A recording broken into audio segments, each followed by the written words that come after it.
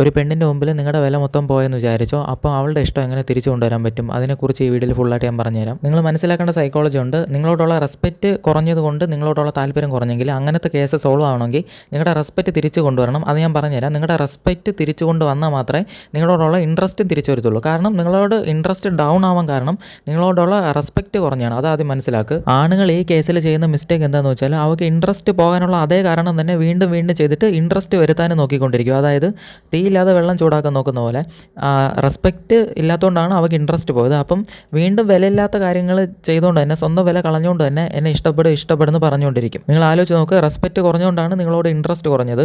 അപ്പോൾ വീണ്ടും നിങ്ങൾ വിലയില്ലാതെ ചേസ് ചെയ്തുകൊണ്ടിരിക്കുന്നു, ഫോഴ്സ് ചെയ്തുകൊണ്ടിരിക്കുന്നു, കൺവിൻസ് ചെയ്തുകൊണ്ടിരിക്കുന്നു, വീണ്ടും പിന്നാലെ പോയിക്കൊണ്ടിരിക്കുന്നു വേണ്ടെന്ന് പറയുമ്പോഴും. ഫസ്റ്റ് നിങ്ങൾ ചെയ്യേണ്ടത് എന്താ വെച്ചാൽ നിങ്ങളുടെ പെണ്ണിന് അറ്റ്ലീസ്റ്റ് 40% എങ്കിലും ഇൻട്രസ്റ്റ് ഉണ്ടെങ്കിൽ, അതായത് നിങ്ങളോട് ജസ്റ്റ് സംസാരിക്കാനുള്ള ഇൻട്രസ്റ്റ് എങ്കിലും ഉണ്ടെങ്കിൽ കണ്ണ് മൂടിയിട്ട് നിങ്ങൾ ആദ്യം ചേസിങ് എല്ലാം സ്റ്റോപ്പ് ചെയ്യുക. അതായത് നിങ്ങൾ വിലയില്ലാത്ത